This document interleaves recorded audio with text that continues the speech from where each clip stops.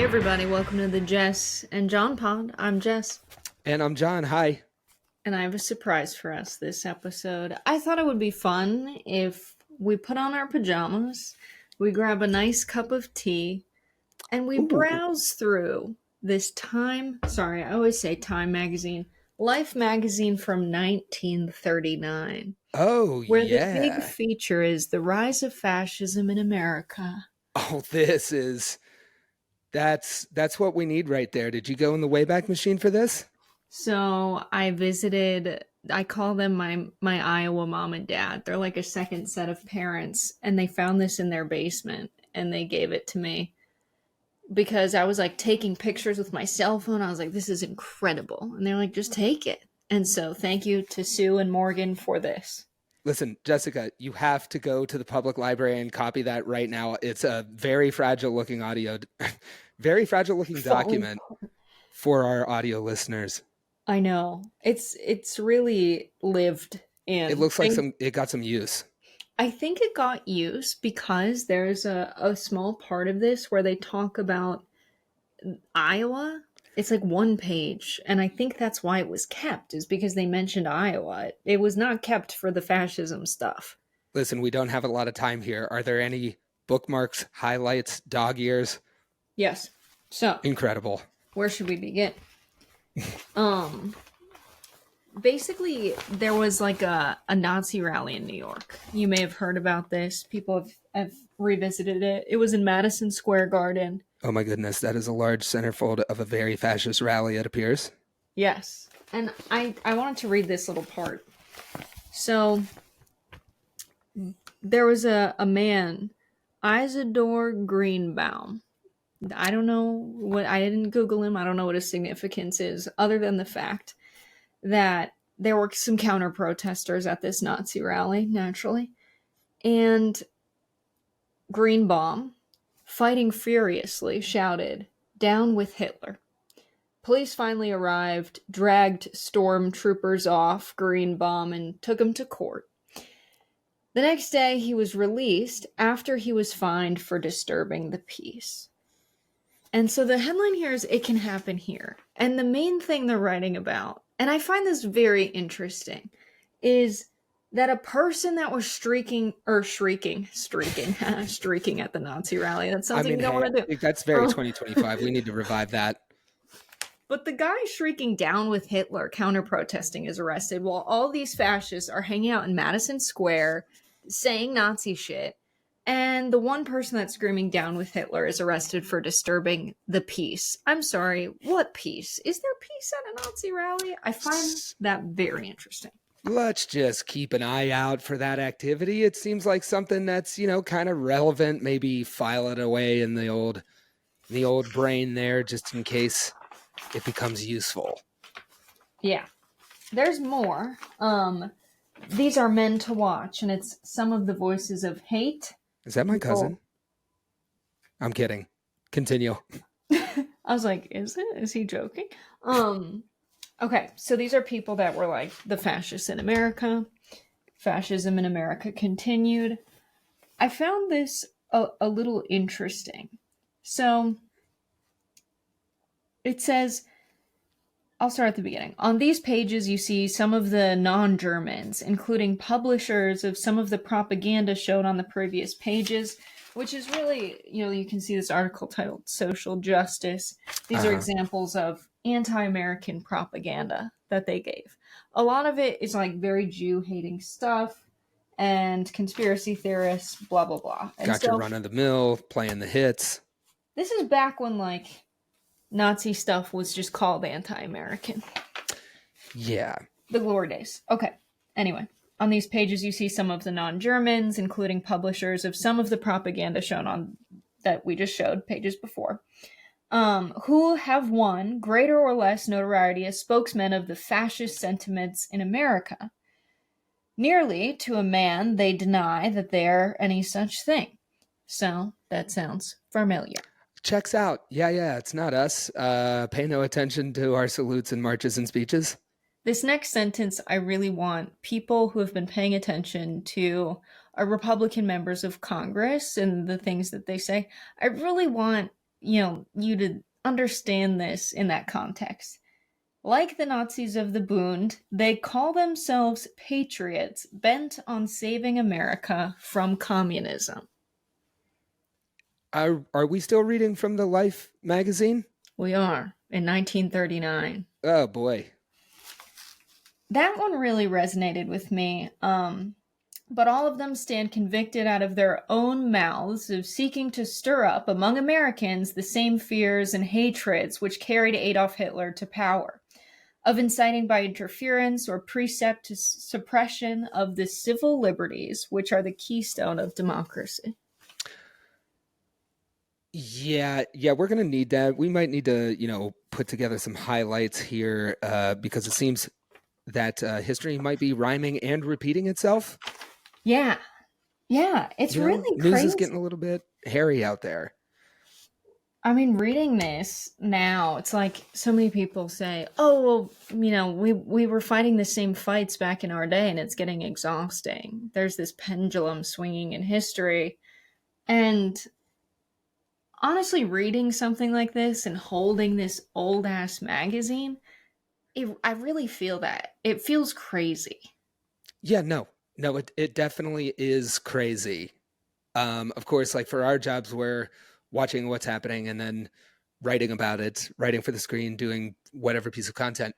But if you just line up the facts, I mean, what we saw, the world's richest man, soon to be a trillionaire, a man with business interests in every major country, who is the most influential in our country, standing on stage with the presidential seal, really hitting it, full chest twice, one for the people in the back. I mean, this guy has been supporting, he is exercising and throwing his weight around politically everywhere. One of the places that he does that is Germany, where he is supporting Alternative for Deutschland, AfD, real, honest to God Nazis. And speaking of real, honest to God ones, it seems that the far right and hate groups have been set ablaze by the richest man in the world, influential in most countries, and especially ours, throwing up a beloved symbol. So when those guys are bumping you, I think it's pretty clear. And you just can't, when you say it all and you put it together, it really is unbelievable. It's a moment we're living through. There's so many parallels with this in the MAGA movement. This next passage, I think, is the one that I read and I was like, oh, it's happening for real this time. But it's pretty much the same thing. So they wrote the other and far more serious side of the American fascist picture, presented by the Nazi bully boys at their Bund meeting in New York. Here are no guttural voiced, hyphenated Americans, but simple folk, of the kind to be found in any American small town, depression worried about their jobs and small businesses, groping for something to fight back at a bewildering, changing world. They were easy meat for William Dudley Pelley's silver shirt organizers and propaganda. Losing their faith in democracy, they bowed to the arrogant, fascist communist assertion that America's only choice is between fascism and communism. Oh boy. Yeah, Oh boy. The more you read, it's like the more it sounds like today's paper. Yeah. I think it's like really good to be aware of these times and to kind of, take it to heart that history does repeat itself if you don't get involved and change the course of it. You know what it really like set off for me? A hot take, just another historical parallel. A lot of people have pointed it out, but these authoritarians, they're having a moment all over the world. The far right is surging everywhere. And these people get power from insecurity and fear. And this economic system that's all over the world, that's the only thing that is pumping out insecurity and fear for everybody who has to go to work. And it's pumping out profits for the owners of this, right? And these strong men, they come in, they prey on insecurity and fear. And there's usually a weak centrist opposition that's doing a very specific thing. They're clinging to politics of the past, and they're hoping that we can all just get back to normal. But I think another thing to remember in this is that the normal that centrist opposition parties want to go back to is the same one where these strong men came up and succeeded.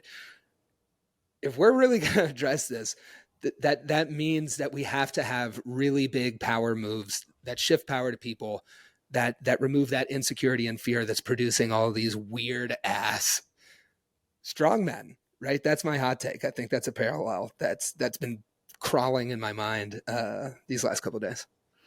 Yeah, I remember when Bernie was doing that thing. You might remember this in 2020 because you were a political organizer too, but the New York Times editorial board was like, which candidate are we endorsing in the Democratic primary? And they sat down with all of the Democrats who were running, and Bernie's sitting there, and they ask him about Donald Trump's supporters and how Donald Trump rose to power. And we should probably add this clip in, but he says something to the effect of how demagoguery happens, that these people are fearful, these people are struggling, and he's taking advantage of that fear and turning it into anger. And that's exactly what this is describing. Led to fascism taking hold in America to some extent. While it's a good thing to point out, it was on the rise in Germany then too, obviously.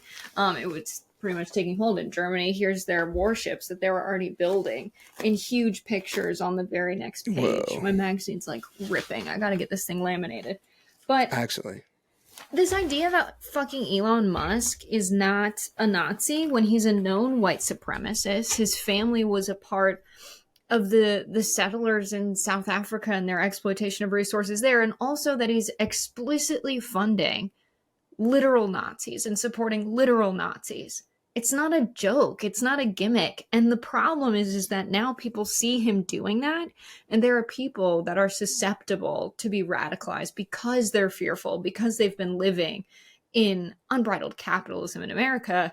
So of course they're like, well, fucking anything else. Let's try anything else. Let's burn it down. What have we got to lose? And people like Elon doing this thing that pisses off the liberal elite of doing the siege hail sign on the stage at the inauguration and being like, oh, that's ridiculous. That wouldn't be me. I'm friends with Netanyahu. How could I possibly be a Nazi?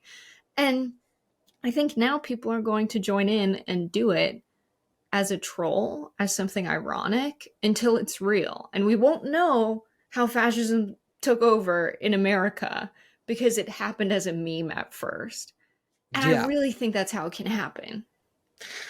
Yeah, totally. And just the sinisterness, right, of like most of this being consumed and put out into the public as something as unserious as a meme, kind of gives it this Trojan horse effect where you're like, everything's a joke until, but everything has been a joke in the first part of this administration in the way that it's shaped politics since then. We've always heard it from the beginning. Oh, this is all a joke. Don't take it too seriously. Well, now the world's richest man is given the Sig Heil with the presidential seal on, so it's like the water is very hot. It started comfortable, but like, just notice that it's getting pretty hot out there. Can I do another hot take? That's what it's for. This is hot takes. We're in hot water, and that's the only way the takes are going to be, baby. Mm-hmm. I think we should step back and rethink the effect. I mean, who loves the two-party system, right? Everybody out there. Corporate even if donors. Yeah, exactly. That might be the only kind of people who like the system. Everybody else is going to be like, oh my God, why can't we have something else? Well, I think it's really dangerous to cling on to party politics right now, because since we do have a two-party system and it's first past the post and winner take all elections, that naturally forces us into these two choices that can't possibly represent this entire country. But it's also an easy way for the corporate donor class that you brought up, Jessica, to neatly divide us into those camps. It's like they give us red and blue boxing gloves and we beat the crap out of each other over issues that don't affect the material reality that's been degrading in our life for as long as I've been alive. So, you know, and I get this in my job all the time too, because, you know, I grew up in a conservative area, live in one now. I go out and I talk to Trump supporters. If you come at this from critiquing both parties and say, I'm just because I don't like Donald Trump doesn't mean I like the Democrats or anybody else.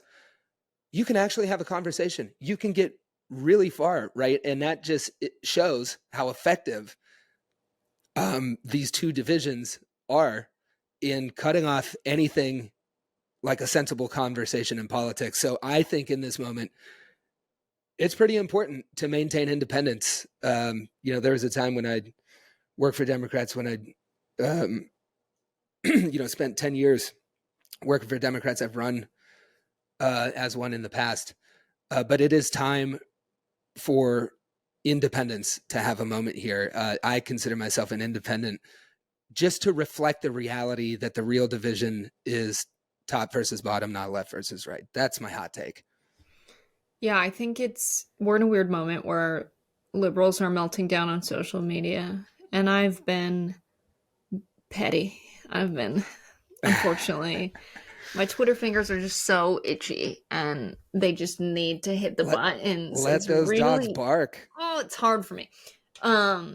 Especially when liberals suddenly are really pissed off that Trump is in office because they think he's just so mean, and I really think that's what it is. They want to be the good guys, and you can't be the good guys when you're funding a genocide. You can't be the good guys when you're letting corporate donors control the party, and you're letting Kamala Harris's brother-in-law decide that it's not worth it to break up monopolies, and it's not worth it for working people to make enough money in their 80-hour work week to survive and provide for their family. It's really about survival. Like, working class people just want to be able to live. And apparently that's a lot to ask.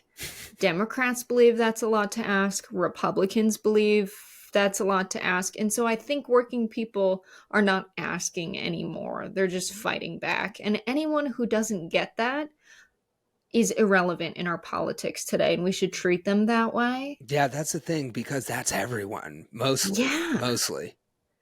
And so what happens now? It's like a total transition. Like, there's no sort of like you get termed out as a political commentator or operative. That it's just you become irrelevant. We just stop listening. And so I need to stop replying to some of these people.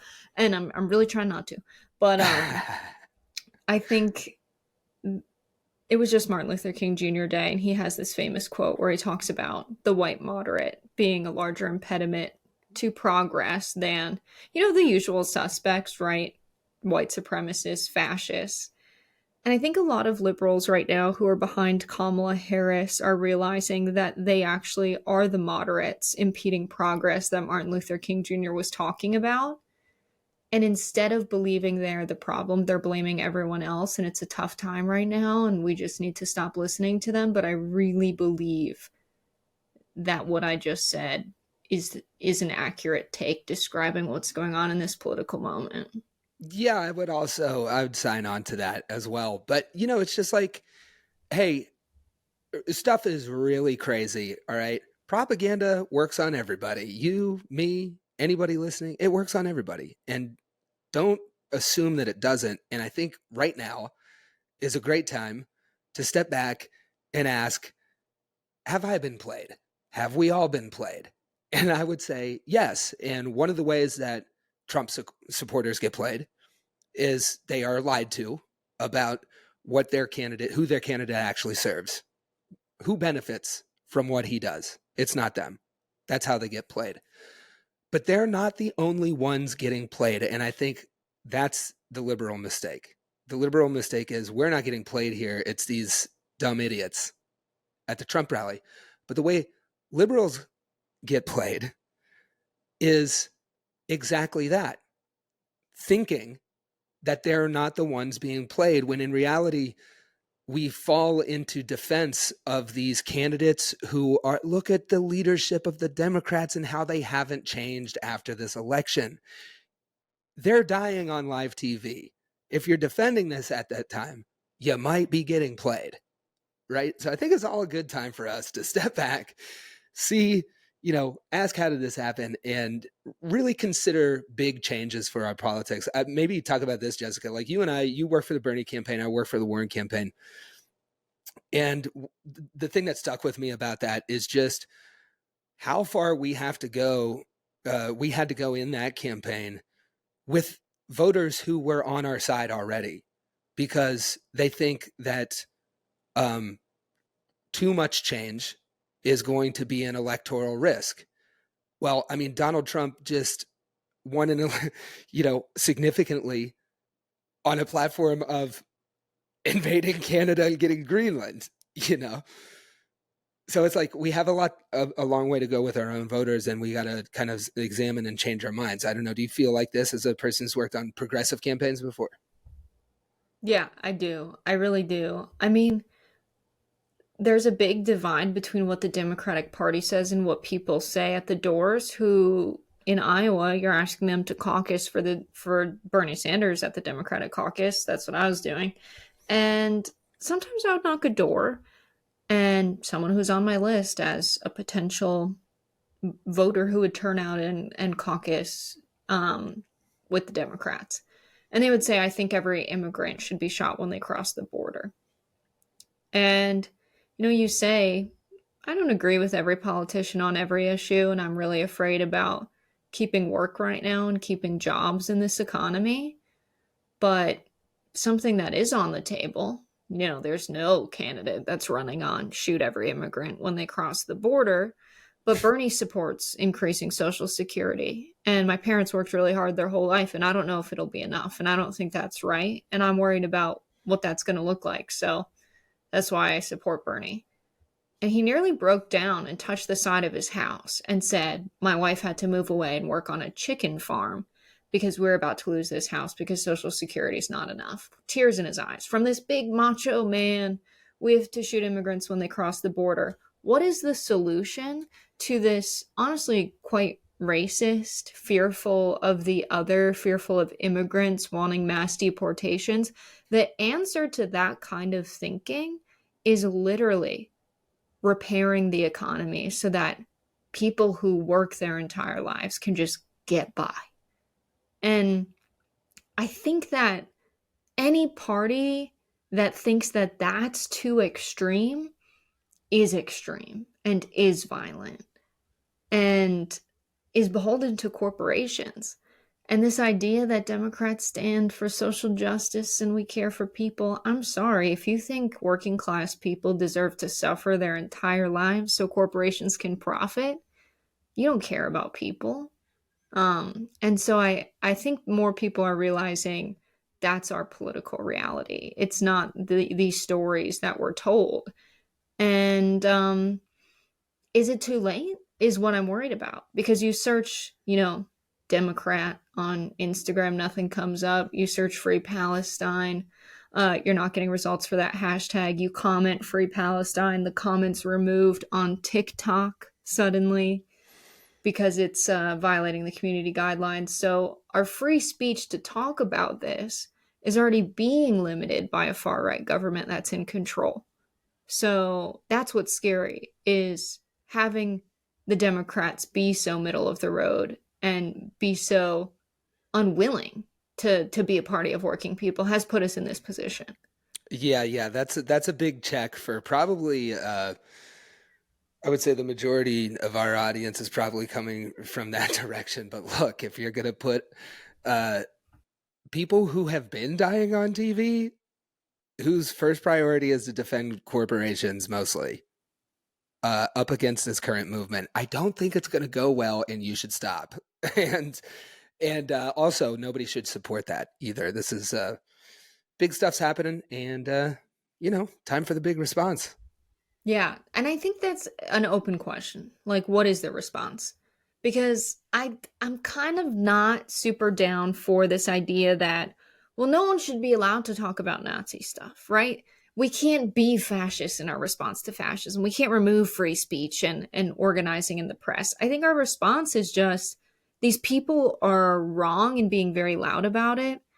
And if Democrats are not using their platform to be very like frank about what's going on, that's really sad. But I think this idea that our resistance is joy is not true. I think our resistance is, doing what Greenbaum did and showing up to the Nazi thing and being like, no, Hitler sucks and you guys are crazy. Like every time you hear people talk about it, you've got to say something.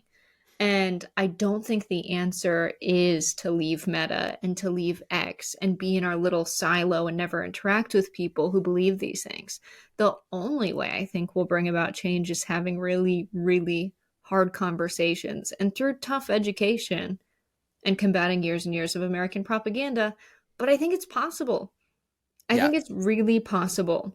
And I for think sure. working people are already doing it. And that's why they're so afraid. And that's why the response is now you can't use the internet in the same way. You can't talk freely because this kind of stuff, this kind of independent media where we're promoting that message, I think it's been working. And I think they're really scared of it, actually. Yeah, if the reactions to the videos that came out of the TikTok ban, if the cross cultural exchange that happened on Red Note, if the people at the FBI and the CIA watching this all unfold on the internet were, I think the lesson that they're going to take away is that there is big potential for big shifts. I mean, that's always been true throughout history, but it happens kind of right under our nose too. Like if you're old enough to remember the Republican Party when they ran Mitt Romney, or if you're old enough to remember it like before the Tea Party, in that short amount of time, so many things have happened that anybody living through it would have said were impossible, you know? So it can look like the goose is cooked right before we like uncook. How do I get out of this metaphor? Uncook the goose, you know? A lot of stuff can happen really quickly, but I do think it's, important to realize how these people get power, who usually stands in the way throughout history when they do get power, and how do you remove the fuel that they're feeding off of, and how do you get out of these, divisions where, the conversation is never about healthcare, even though it should be, right? Look at the reaction from Luigi Mangione.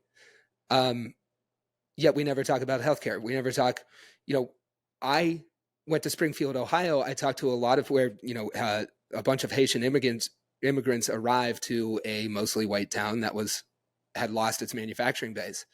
And, people drawing Social Security are saying like, these folks are coming over here and they're taking the money, just like the story that you shared, Jessica. And how are we all out here, right? Where nobody has enough money for Social Security, yet somebody's about to be a trillionaire, right? Those are the conversations that people across the political spectrum, they've been denied, right? But if you go out and have those conversations, big stuff can really happen. And I think we're in the moment for it. Yeah, and there's some really like simple organizing tools that have been around since the labor movement, when the labor movement was a very scary, violent place where the government would show up and literally shoot workers who are striking. Oh, And yeah. so there's all these organizing tactics that work, and like I was employing some of them in that conversation. And if I didn't have this tool of like, okay, here's how I deal with someone who's coming at me with this stuff, and I know where it comes from politically, like I know they're actually afraid about their economic predicament, as we all are, and how do I break this down? And I think I say talking to people is organizing, is defeating fascism. I really mean that. And I want anyone who like listens to our podcast to send us stories of like conversations you have, places you get stuck with family members, coworkers, friends, and like let's let this be a space where we can talk through that and how to have those conversations and what are some usual things we're hearing that are really catching people up, because while we still have it, we should be using our platforms like this for organizing. And I'm really not afraid that right wingers are going to, learn our secret recipe to change people's minds and suddenly use it. They already have billions of dollars No, they're supporting their ahead on mission, all that. right? I Yeah, I don't think they're think our good. secret tactics are going to turn things over. So it's it's something that I think should be a regular part of this show, and we've already opened our Instagram Yeah. up for questions. We're going to do some Q&A as well. But DM us with any conversations you've had. Share your stories, and we'll read them out and go through some of our organizing experience and impart our wisdom onto you. Yes, I love that. I would add two things. I mean, obviously this isn't something that everybody can do because it's insanely hard. If you do find yourself in a place to run for any office, if you are reading the news and you kind of share what we've been talking about here and you're wondering why we're denied political leadership, um, of, of people saying this, if you feel that way, I think it's time to stand up and say it if you are able to do that. And, I'd be interested in talking to potential candidates or building a list. So if that's you, right into the show, I say. And the last thing I'll say, one of the things, it could get pretty bleak out there, but a thing that I hang my hat on is this crazy social experiment that we have running in the small West Virginia city of Wheeling. Ain't nothing fancy. It's a group chat with 150 close friends on it now in a city. And we're all on Signal. There's a web of chats, but the big one's got 150 in it. And that represents everybody in our community with every cross section of like skills, nurses, all of the trades, farmers, like every occupation, they're in there. And it is one of the only things that gives me a sense of calm about the future is being organized where I am on a secure platform. That makes me feel good, easy to do. I would say do it where you are. All right, I want to read. So there was this magazine. There was also this advertisement. It's a little bit something light before we go into questions. Ooh, So nice. there's a bunch of ads for this thing called Cardui, but also, am I saying that right? Because the words just spell out car DUI, which Ooh, is interesting because nice. I looked up the ingredients. It's 46.6 proof alcohol. Oh, baby, that's hooch. This tonic, which includes potassium, salt, and alcohol, usually Nice. for women, um, is just getting these ladies drunk. Okay. It Does that says go in a for a Tom woman. Collins or? Right. Just have wine? I don't know. Nice. For a woman to enjoy her home duties and be active among her friends and neighbors, she must feel well. Yes. How soon homemaking seems to turn dreadful toil and what? Oh, sorry, I missed a word. Okay. How soon homemaking seems to turn to dreadful toil, and social affairs have to be given up when her health begins to run down. They describe all of these women as just like being miserable because being a housewife in 1939, I believe, was, and they just had to get drunk. Lady was weak, nervous. Her testimony: I've used Cardui for several years. I was in a change of life. I was so weak. I would feel dizzy, my head would feel light, and I was very nervous. My aunt told me about Cardui, and I sent for it. After I started taking Cardui, it was helping me. I took 6 or 8 bottles. Another woman says You she took. am I to understand that you could send off through the mail for 80 proof hooch? Yeah. They were living in the future, damn it. I took 7 bottles of Cardui before the birth of my first little boy. Oh yes. Seven bottles of 80 proof to yeah, you know what? We used to be a proper country. That's crazy. Also, the fact that car DUI, were they driving on this? Yeah, I want to hear somebody from back in the day out in the sticks like, I got that car DUI. I'll break it out for church. And what's funny is like one of these, I'm gonna find it. This woman was like, I just got married and then I was miserable and I didn't know what to do, so I started using Cardui and I felt better. Ringing endorsement. It was like getting married was really stressful to me. You got It's to like get some of all that car about DUI. dealing with marriage. A lot of marriage troubles back in 1939. I mean, yeah, you needed to get married to do anything. Also, imagine just like living with your parents and then boom, you're married. Boom, you're in some dude's house and he basically owns you. I would be drinking hooch too. Yeah, I'd be ripping car DUI, and I wouldn't even have to live that hell. Yep. But big time comes in handy in the right moments. Hey, we got some questions here. Holy cow, Let's we do are it. living in the future. Oh, the NC chair pick. Okay, is this the first listener mailbag that we're gonna do, Jessica? This is. Let's get in that bag of mail. See what's in there. Have you? How often do you check your mail in your own life?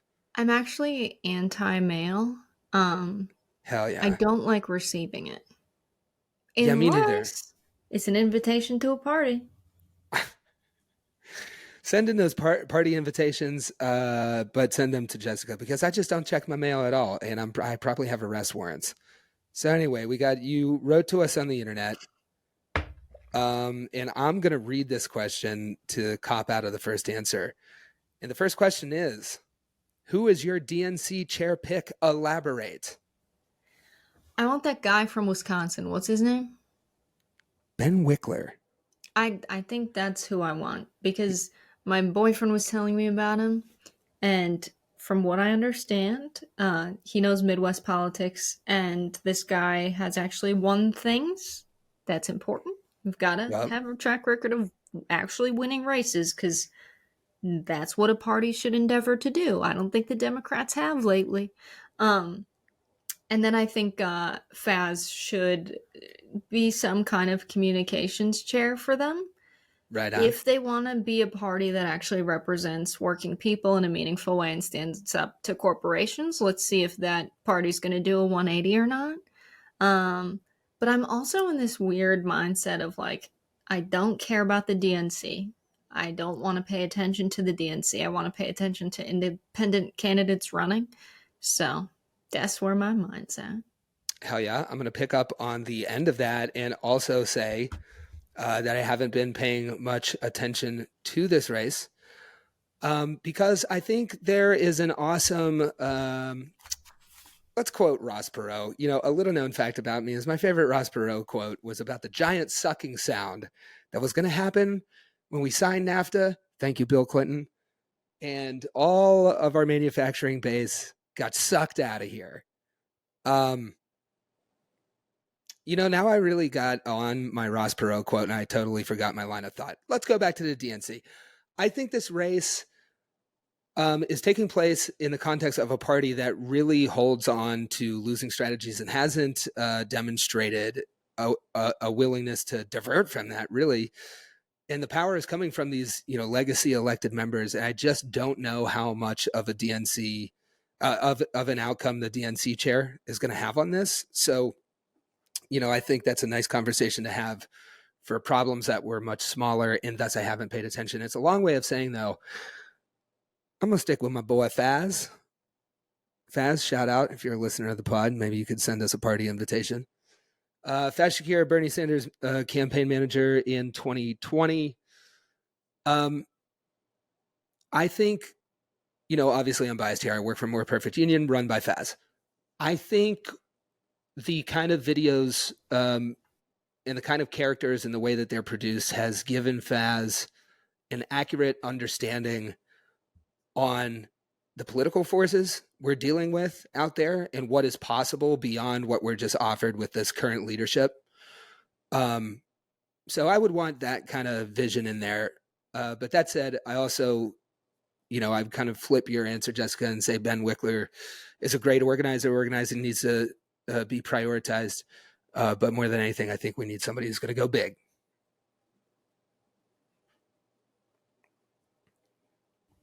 Yeah. What would it take for single payer to finally hit critical mass for passage nationwide? Thank you, Headley Actual. John, what do Yo. you think? Oh, man. Well, I think we went through Probably one of the biggest mile markers on the way to single payer care, if we finally get there, is going to be the reaction across the board to Luigi Mangione. We're talking about the reaction here. We're not debating any acts. That revealed that this country has been ready for it the whole time. The problem is we have an elite political class that is addicted to billionaire money and very entrenched. The opposition to the main party Republicans that are driving that is also very comfortable in their losses. They really don't lose much. The core people that run the opposition. So once we're able to get clear on that, this is part of the reason why I also am interested in independent candidates. Once the people who reacted to Luigi Mangione get clear on the fact that our political class is standing in the way, and for at least a small period of time here, we need to get together, get clear about this, and do a big reset. We might be close to that, and if that materializes, I think we'll be much, much closer. I think we need like 5 more Luigi Mangiones, then they'll probably be ready to pass single payer healthcare. I think that's an accurate answer, and also a hilarious joke, Jessica. Ha ha ha! Hello, New York Police Department. Hey, I have no travel plans to your state. No, I really think that Elizabeth Warren put it well. Nice lady from Massachusetts. She said that people can only take so much, and really, I think regular working people realizing that it is a tool of corporate power to exploit our labor, to tie our employment with them to our ability to continue living. Why is healthcare something you can only access if you're gainfully employed in America? The ACA did not do a great job yeah, it sucks. making I'm on it. healthcare available, affordable. It's a little better than it used to be, but not by much, not by enough. And so I think people slowly coming to terms with the fact that corporations are exploiting us and using this as a tool. And I don't think we have time to wait for independent senators and House reps to get elected to do this. I think it's going to have to be either big pressure on the executives to the point that this is the only option, and they're afraid to keep going the way they're going, in the same way that everyday people are afraid that they're going bankrupt or they're going to have care denied and then die as a result. Like, things need to come to a head, and it might be sooner than later, because it seems the way things are going, people are very fed up. I have no intention of taking any violent actions, by the way. Same. I do think it seems like other Americans do. So if I was an executive, I would actually find another job and just throw my spend a little of that money. Why don't hat you? for single payer. Yeah, I think so too. And give us some political leaders willing to talk on these lines too. We need those. Okay, here's one. You ready? Mm-hmm. Why don't we have price controls for the basic things like food and rent that we need to survive? There's no good reason. Yeah. There are bad reasons. And the bad reasons are people wanted to run an economy so that they can make as much money as possible at the expense of other people. And so human beings became the dominant species on the planet because of our ability to cooperate, to meet our basic needs for food and shelter. We started hunting together in big groups so that we could take down big game. We started eating meat. Our brains got bigger. Adam Smith, the father of capitalism, wrote about this. It's not like crazy commie ideas that human beings should have food and shelter. And the idea that, we're this powerful and strong, and especially in the wealthiest country on earth, we can't just make sure everyone has that. They want to be able to exploit us and keep us in line so that the masses stay divided and the elites can maintain their lifestyle at our expense. And it's really, really sad that they would rather live a life of leisure 24/7 than just contribute to society so that regular people aren't struggling to find food and make rent. Man, we're really missing out on a reality show where Jeff Bezos just has to work a regular job for like a long time. Just mic him up, put a camera on him. I want to see that. Yeah, it would be so good. And Not even a also, regular job. An Amazon fulfillment center work. that is the ultimate. Yep, there's no other answer. And Oh, the other thing is, you know who price controls are really bad for? People who are only obsessed with making money. Price controls are very, very bad for them. And I have a specific example of like when these were killed, you know. Um, grew up on a farm, did an ag degree. And if you look at our ag policy and how it changed right before Reagan came along, there was a guy named Earl Butz, of all people, who was Nixon's ag guy and who killed off a system of price supports in agriculture that turbocharged driving the small farmer out, driving out farms that were diverse, that had cows, chickens, pigs, crop rotation, managing pests naturally. It broke that system that was growing our food and mimicking nature. And it broke that system so that it could sell them products that they used to get for free. When you were rotating your crops and you were rotating your cows around, you were breaking the cycle of pests that would feed on those things from them not being in the same place every year. And then we go into this corporate system that we have today on steroids, where you plant, just corn everywhere, and then you rotate out beans sometimes, but all of these fields are in corn and beans, and you're getting sold chemical inputs for them. So they had to get price controls out of there so they could break the economy that was sustaining like this Norman Rockwell version of America that we all have in places like Iowa, especially. So we don't have price controls because we're controlled by a bunch of weirdos who are antisocial and only care about becoming trillionaires. That's why. And this another question from deep mailbag. Steven Swarth. Why don't big unions spend more money organizing their members Why and growing their don't they? numbers? That's a good question. Those big unions should answer for it, really. This is a moment for organizing. I mean, they're sitting on, Citizens United flooded in corporate money. We all know this, but unions are actually sitting on really huge war chests, and they're scared because private sector density is near an all-time low. The war has been going very well. I would encourage, I think they're not spending it because they're scared, but I'll end my answer by encouraging everybody to read Hamilton Nolan, specifically this piece called Lean Into the Punch, about what big union strategy should be in this era where they're on the chopping block. I think there are some big unions that do spend more money on organizing than others. The SEIU is not Yeah. a union that's talked about a lot. It's a union of service workers, right? So we're not talking big salary workers. A lot of these workers are making the minimum wage wherever they're at. But they have large memberships, and Workers United has done a hell of a job organizing at one of the biggest union busting corporations ever, Starbucks.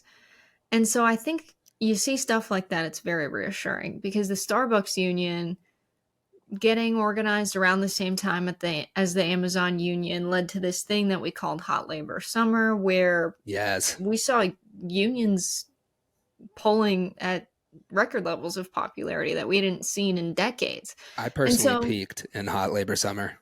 Yeah, I think that's a direct result of really good organizing directors at the SEIU deciding to spend their money. And while they may not have a lot of it, spend it on organizing. I do think there are a lot of unions that could be spending more. And Same. they should. Why not? I don't know. But there has been some corruption, right? Like there have been a lot of unions that were not running in a very democratic way. And we've seen the Teamsters have a big overhaul where the workers there were like, we're not doing this anymore. Like we need a president that really is with the workers and was a worker themselves. And so, the Teamsters electing Sean Fain, I think, was a really good move. And the UAW. Yeah, UAW, yep. It's O'Brien at the Teamsters. And so I think all of these changes in a more democratic direction at the unions is a big step towards why now they're talking about a general strike and spending more money on organizing. Yo, mark down May Day 2028, everyone. About 6 million workers so far got their contracts aligned. Look into it. It's great. It's a real Labor Day. Another question here, deep mailbag. You ready? Jack Ben, USA. How do you stay positive? I feel so pessimistic that positive change can't happen. UHC, etc. Oh, misery loves company. Jack Ben, USA. It gets deep out there. But, on the one hand, what else are you going to do, right? There's a significant part of my personality that is fueled by spite and not wanting to let these bastards win. The dumbest people on earth who are also evil. It's like you be the worst, but no, you can't be the worst and be anything else. These people are the worst, and I really want to live to see the day where we just drive them out of town. So driven by that, but also, like I said, grew up in a conservative area. I talked to a lot of Trump supporters. That's been my life. And I know it sounds crazy, but I think that a lot of them, there's definitely so many people who are gone, who are past it. But I think there's more people who are out there holding on to opinions, super strong opinions, but they're holding on to them very loosely. And the only thing keeping them there is the lack of an effective opposition, really. And, you're up against a lot of propaganda. But propaganda, the things that lock in our system like gerrymandering and propaganda, those have all been built on the two-party system, right? So when you break out of that and you just say, hey, we're all people here and it's top versus bottom, not left versus right, you kind of just end run around that. And that's what I do in my job. And I discover that people have, yes, strong opinions that are terrible, but they're very loosely held. And it's because propaganda has been running unanswered forever. So maybe it's a lie to myself, but it doesn't feel like a lie. I think things can happen very quickly, and we're capable of having these conversations. And the thing you mentioned in your question, UHC, shows us that a lot of people are ready for something different. Yeah, I think doing this podcast helps me stay positive, knowing that, our producer Gabby, you, John, Shout out. people like Jack are all in this thing trying to figure it out. I feel lucky to be able to do what I do every day, because I definitely had less hope when I was a bartender and was being treated like a drone that just makes drinks by every single customer. And so being able to see every single day, all day long, that we're doing the work, that Dropsite's doing good journalism in a time where it's really hard to do good journalism. And also, and this is the biggest thing, I just have a lot of faith in the working class. When Yeah. I knock doors, when I go out and talk to people to cover a story, and you talk for long enough, you realize that we have so much in common, and people really see the cracks in our society. And while we're pretty susceptible to the political propaganda, because it's been ingrained in us, K through 12 education is a big propagandizing tool in the United States. And our news every day that we're fed, what's on the TV, what's in our media, we're so entrenched in propaganda. But when a couple working class people get together and just start talking about stuff, it seems that we can't help but land in the same place. And I think that's really good. I think no longer is it the case that the propaganda wins out over the evidence in our everyday lives. I think the evidence is a little too overwhelming, to the contrary of what they're trying to convince us about what America is and who they are and who they fight for and how politics works. I think people really see that the economy has been rigged against us, and that's the main fight we have. And I do believe the solution won't come from this broken political system. It will come from working people fighting for each other. And it's just a matter of us spreading the good word of what's really going on. Because everyone I've had a conversation with where I'm like, hey, like, we've worked pretty hard, right? We're still not doing well. What's up with that? Who's getting rich? It's not a long conversation. Yeah. And it can change your entire life, just a conversation that simple. And I see it happen all the time, and that gives me hope. I've been, for our listening audience, I've been standing at full attention in a salute for that entire monologue. It's great. Thanks, America. Thanks, America. No, but seriously, send us your organizing stories. And I think in an episode soon, our next one, we have a special guest, but in the one after that, I think it would be fun for us to share some of our organizing tactics of like how to have these conversations with coworkers and friends. And like Yeah. every day, I think a goal will just be to have one. And I'll do it too. And then you can have this talk to the same people more than once, but change some people's minds and hearts. I like it. We'll do it. Until then, everybody, get ready to gather those coworkers. Keep those eyes peeled. We don't want another 1939 here. And you take care, dear listener. Drink your 80 proof, ladies.